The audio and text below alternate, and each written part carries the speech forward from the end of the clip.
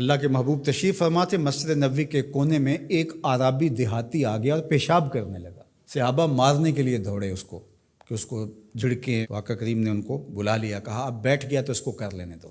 جب اس نے پیشاب کر لیا تو آقا کریم علیہ السلام نے اس کو بلایا، کہا یہ مسجدیں ذکر و فکر کے لیے بنائی گئی ہیں، بول و براز کے لیے نہیں بنائی گئی، اور پھر وہاں پانی بہا دیا گیا۔ تو بعض اوقات ہم جس طرح سے لوگوں کے ساتھ رویہ کر رہے ہوتے ہیں، یہ جو موبائل ہے یہ اس دور کی ضرورت ہے، تو بعض اوقات اس کو بند کر دیں تو کھولنا یاد نہیں رہتا، کھول لیں تو بند کرنا یاد نہیں رہتا، تو بعض اوقات نماز کے اندر اس کی گھنٹی بجنا شروع ہو جاتی ہے۔ جس بیچارے کی گھنٹی بج رہی ہوتی ہے تو بعض اوقات اس کو تیزی سے بند کرنا بھی نہیں آ رہا ہوتا، تو وہ دیر بھی ہو جاتی ہے۔ خیر وقت گزر گیا، اب 4 رکعتی نماز ہے، یہ پہلی رکعت کے اندر حادثہ ہوا تو 3 پوری رکعتیں ہیں وہ غصے سے بھرے رہتے ہیں کچھ نمازی کہ اب سلام پھیر کے تو ہم اس کی خبر لیں گے، اور پھر سلام پھیر کے حالانکہ 3 رکعتیں گزر گئی ہیں، تم رب سے جڑے ہوئے ہو، تمہیں تو یاد بھی نہیں ہونا چاہیے۔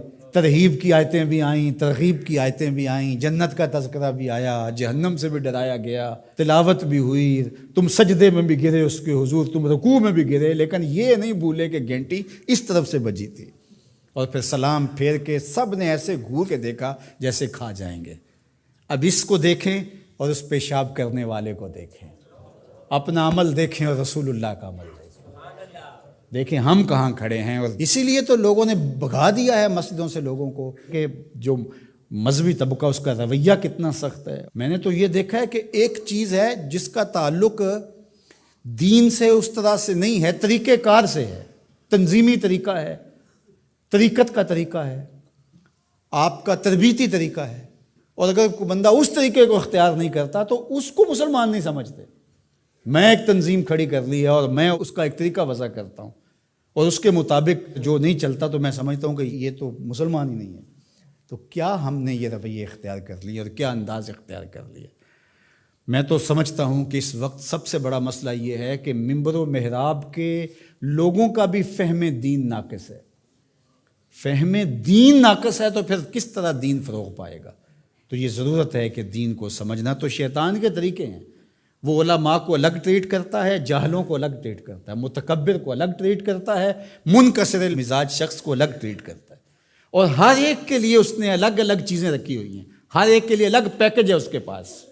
سخی کے لیے الگ ہے، سخت شخص کے لیے الگ ہے، متکبر کے لیے الگ ہے، مولوی صاحب کے لیے الگ ہے، پیر صاحب کے لیے الگ ہے، کارکن کے لیے الگ ہے، لیڈر کے لیے الگ ہے، حاکموں کے لیے الگ ہے، نمازیوں کے لیے الگ ہے، ہر ایک کے لیے الگ اس کے پاس پیکج ہے، اور اس کے ذریعے سے وہ سب کو لوٹ رہا ہے۔ یہ شیطان کے مکر ہیں، فریب ہیں۔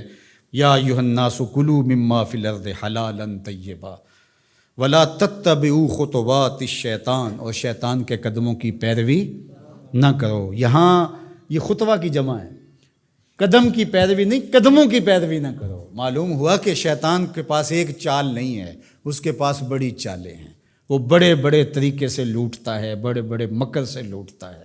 آپ تاریخ پڑھیں، مرتبہ ولایت کے پہنچے ہوئے لوگوں کو اس نے برباد کیا۔ بلعم بن بورا کون تھا؟ مستجاب الدعوات ولی تھا نا، لیکن کہاں لڑک کے چلا گیا۔ اس لیے ہمیشہ اپنا محاسبہ کرتے رہنا چاہیے۔ شیطان ادھر سے بھی حملہ آور ہو سکتا ہے، ادھر سے بھی ہو سکتا ہے، آگے سے بھی ہو سکتا ہے، اور اس نے اللہ کے حضور قسم کھائی تھی وَبِعِزَّتِكَ لَأُغْوِيَنَّهُمْ أَجْمَعِينَ، تیرے سامنے یہ بات قسم کر کے کہہ رہا ہوں کہ میں تیرے بندوں کو تیرے تک نہیں آنے دوں گا۔ ان کے دائیں سے آؤں گا، ان کے بائیں سے آؤں گا، آگے سے آؤں گا، پیچھے سے آؤں گا، چاروں طرف سے حملہ۔ کدھر بھاگیں گے؟